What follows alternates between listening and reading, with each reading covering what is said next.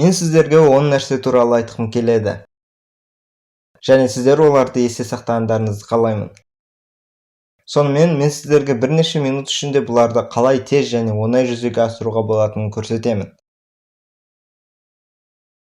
Мен сіздерге 10 кілтті айтамын және сіздер қартаймайтын ақыл иесі болудың жолын білесіздер. Мен айтатынымның бәрін сіздер түйсіктеріңізбен білетін шығарсыздар. Бірақ бұл маңызды емес.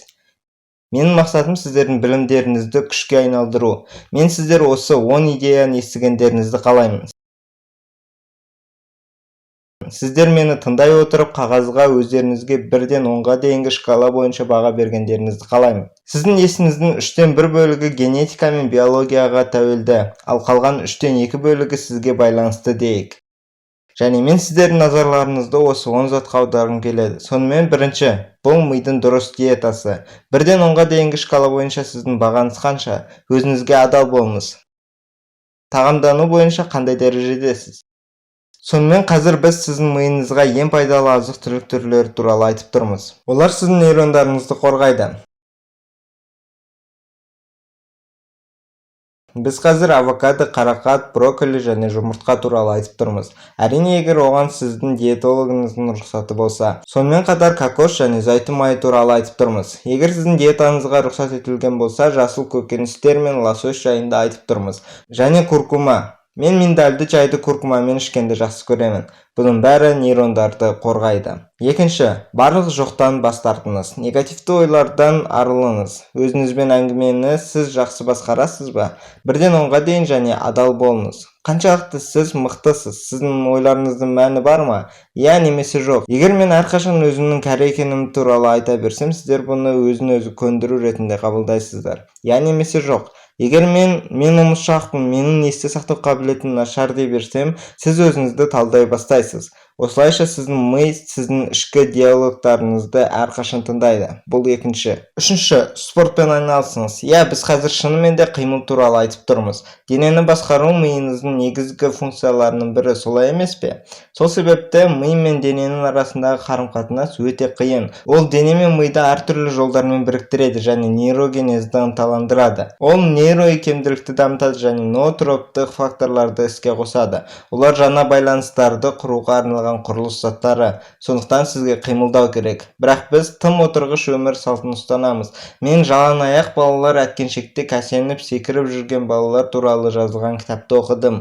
Бүгінде біз балаларымызды тым қатты қорғаштаймыз. Біз оларды стерилді ортаға апарамыз, онда олар аз қимылдайды. Олар гаджеттерге кіріп кеткен және олардың милары өспейді. Сосын бұл оқуда және келешек өмірде кедергілер туғызады. Бірақ сіз өзіңіз күн ішінде жиі қимылдайсыз ба? Отыру темекі шегудің жаңа түрі дейді. Рас па? Бірақ сіз күніне 8 сағат отырып оқығыңыз келмейді. Және қалғандары туралы тезірек айтамын. Төртінші, ми үшін тойымды заттар, яғни мидың жұмыс істеуі үшін. Егер сіз әрқашан жолда жүріп толыққанды қоректене алмасаңыз, сіз өз миыңызды витаминдермен ынталандыруға мәжбүр боласыз.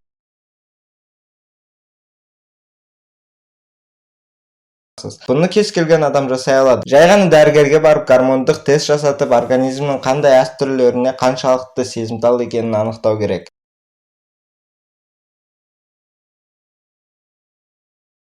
Мен адамдардың био ерекше екендеріне сенемін. Әркім жеке өзіне сәйкес нәрсені тапқысы келеді. Бірақ ми үшін ең маңызды қосынды НЛП. Ал бесінші, бұл позитивті достар тобы. Сонымен өзіңізге 1-ден 10-ға дейін баға беріңіз. Сіз қаншалықты шабыттанып, жанданып, күресуге дайын болып, күшіңіз тасып, достарыңыздың ортасында жүресіз. Мен қазір сіздің отбасыңыз туралы айтып тұрған жоқпын, дегенмен олар да сіздің досыңыз бола алады. Мен сіз таңдайтын адамдар туралы айтып тұрмын.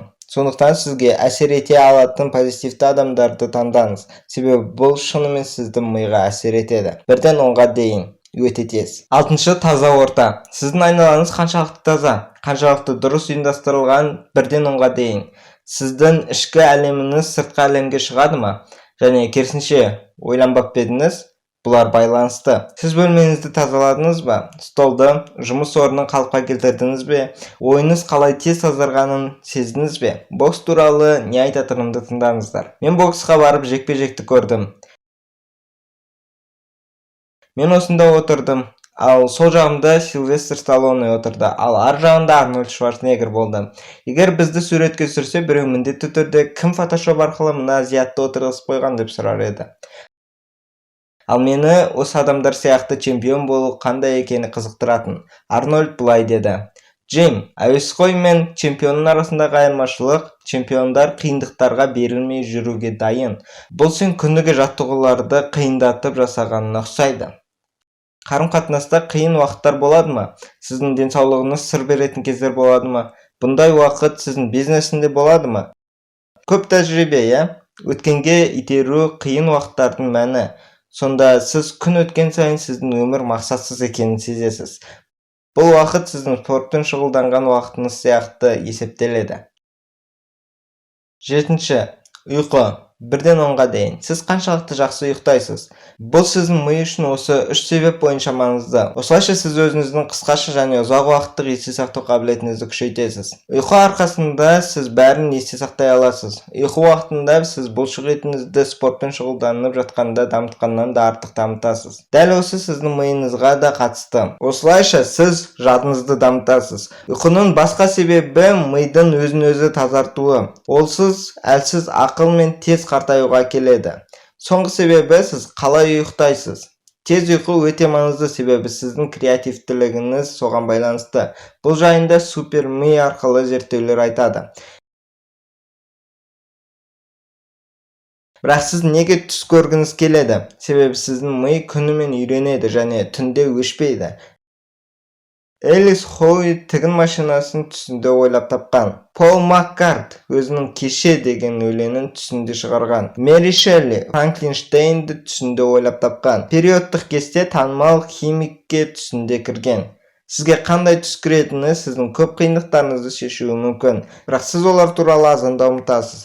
Сондықтан мен азанда ең алдымен түсімді есіме түсіремін. 8. Миды қорғау. Миыңызды қорғап жүрсіз бе?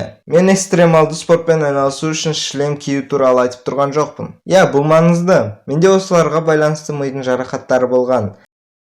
Бірақ қазір мен механикалық жарақаттар туралы емес, ЭКК туралы айтып тұрмын. Электр қозғаушы күш. Біз электромагниттік алаңдар мен олардың миға әсері туралы подкаст түсірген болатынбыз. Қалай ойлайсыздар, олар миға әсер ете ме? Сенімдісіздер ме?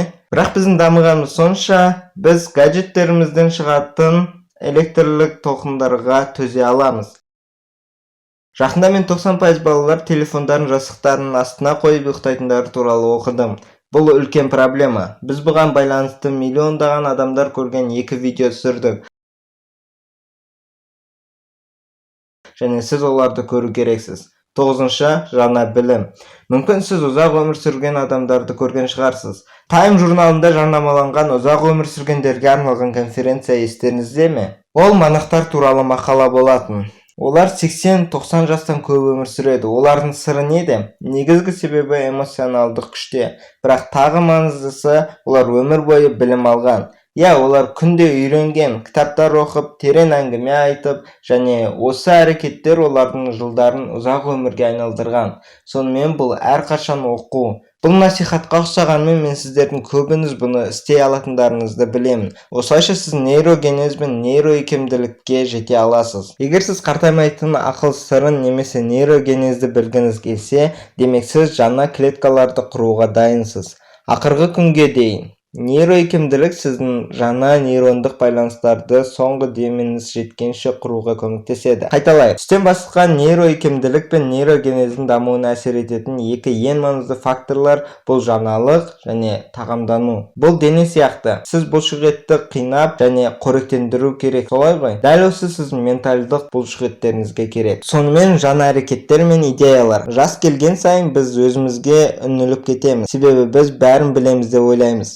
Бұлайша ешқандай жаңалық жоқ сияқты. Джалаладдин Румидің цитатасы бар. Өз ақылыңды таң қалу үшін сат. Қашан сіз соңғы рет таң қалдыңыз? Егер сізде креативтілік жоқ болса немесе назарыңызды жия алмасаңыз, жақсы жад, махаббат, мотивация, энергия болмаса, сіз бұны автоматты түрде жасайсыз. Сіз жасайсыз, сіз назар аударасыз, сіз таң қаласыз. Осылайша біз зат есімді етіске айналдырамыз. және құрылымын, процесsin, стратегиясын және сіз қалай бұны өз қалауыңызбен жасайсыз. Және ақыры 10-шы, бұл стрессті басқару. Бұл жайында ешкім айтқысы келмейді. Көп адамдар қаншалықты жиі стресске ұшырайтынын түсінбейді.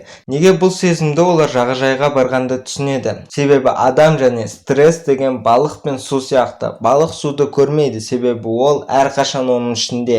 Біз стрессті кір ортадан, эмоциялық стресс, жұмыстық стресс, когнитивті стресс, қаржылық стресстен сезінеміз. Бірақ оны түсінбейміз. Және мұншалықты көп стрессте жақсы ештеңке жоқ. Біреу соғыс немесе қаш режимін қосады. Бірақ егер сіз жүргіңіз келсе, сізге ол туралы тіпті ойлауға да болмайды. Стресс сізге оқуға көмектеспейді. Ол сіздің презентацияға кедергі келтіреді және толыққанды жұмыс жасауға мүмкіндік бермейді. Және осының үстіне мида кортизол мен адреналин бөлу жабады. Сонымен стрессті басқару. Сіз оны істей аласыз ба? Егер видео сіздерге ұнаса, лайк басып арнаға тіркеліңіздер. Сіздермен болған Бауыржан Сарқұлов және бұл Окаплей арнасы.